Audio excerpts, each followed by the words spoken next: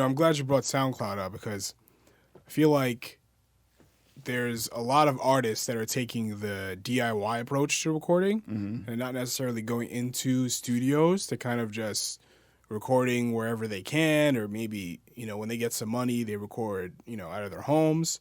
Where do you see studio recording going in the future? That's a Like great what we're question. doing right now. Yeah. Yeah, no, because it's true. I mean, the results you can get at home, and like a lot of these plugins they have out there now that are like one knob, one button, and you put it on your audio and it sounds good. Those are definitely making it a tough career to pursue. But I mean, for the most part, especially in New York City, people can't have a drum kit in their apartment, so the big room across the hall here, we could do a drum kit. We have a grand piano. I mean, Steve's got legendary gear. It's a legendary room, so that draws a lot of people in. But the general studio value of the studio, I think, when you walk into one of these places, besides like the technically, great sounding rooms, it's also the expertise you get, and like you're working with people. I know when I first started, like at the very beginning of my career, something that may have taken me like 6 hours back then, now I can do in, I don't know, like probably minutes. It's like, so I'm able to do a lot of things very fast that like when you're working on at home, you're capable of getting great results. Absolutely. But it's probably going to take a lot longer. And for some people, it doesn't. And those people are the people that record at home, and you don't see them in the studio. But there's definitely plenty of people out there that still require our expertise here. I think, there's a lot of benefits of going to the direct to SoundCloud approach, because again, it's DIY. You can do it yourself. You can get things to people instantly. We live in that age. Absolutely. But from my perspective, from a podcasting perspective, I think recording in a neutral space like a studio has a layer of professionalism to it. Like if I bring somebody to my house to record, yeah. There's a level of intimacy there that's like, I'm not ready for, because I don't know the guest that's coming in. I just know the work they do. But there is something to recording DIY. Like I said, for me at least, if I'm recording by myself, yeah, I'm gonna set up a mic and just hit record, see what happens. Mm-hmm. There's freedom to that. You're not, you don't have a set time. You're not paying on the hour, but when you come to a studio, again, you have that professionalism. People can see, wow, you're the real deal. You're not just some dude, just recording whatever, just for whatever. You know what I mean? So,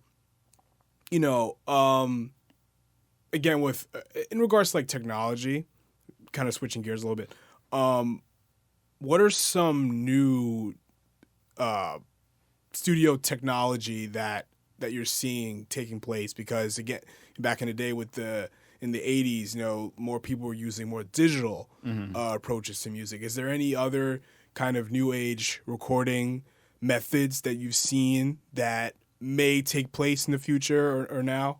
Anything you've seen at conventions or whatever? Yeah, I mean, a lot of people seem to be moving towards kind of like, I guess, embracing touchscreen and stuff like that.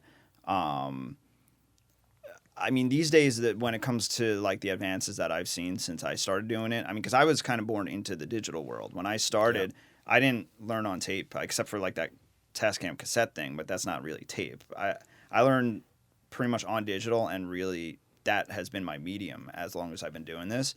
And when I started to now, the advances they've made to make the sound quality gap between digital and analog, it's like there's no gap at this point. Digital almost sounds better at this point.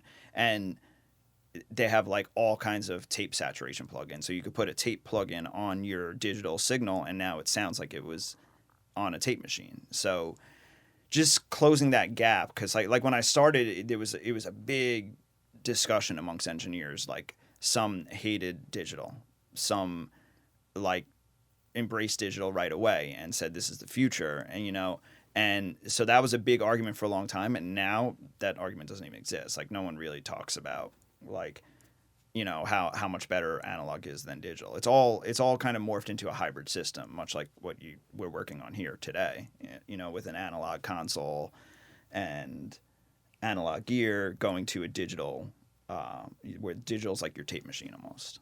So you would say, or would you say that, well, to my knowledge, a lot of people that I've talked to, a lot of audiophiles have said that FLAC is like the highest quality of digital sound. Is that true or no? Well, that's kind of a tough question to answer because really, like the highest quality, like what we're working on is we're working with a WAV file, and you can have a WAV file go up to like 192K. I think maybe even higher at this point. And so when you're listening on a CD, you're listening to maybe a WAV file that's 44.1K 16-bit, as opposed to we're working in 24-bit. So when you convert that 24-bit 48K WAV file to FLAC, there's no loss. Like when you convert the 24-bit 48K WAV file to a 16-bit 44.1K WAV file, there's a little bit. Actually, no, there's no loss. I can't say that. But if you go to like an MP3, then you're going to experience loss of quality. So FLAC is like full quality, lossless. So I don't know if I would say it's the best. It's pretty much the same as like a full 96K 24-bit WAV file, pretty much. So what are the different types of lossless audio? There's WAV, AIFF. Yeah. iTunes uses AAC. Yeah, but it's not lossless. It's not lossless? No, because they convert it from, because like the files have to be small enough for people to be able to stream it, to transmit it, like, to download it, and it's in your library instantly. So they make it a smaller file, basically. So as far as I'm aware, it's lossy. You could get the Apple Digital Masters, and that's pretty much as close as you're going to get to lossless, like on iTunes.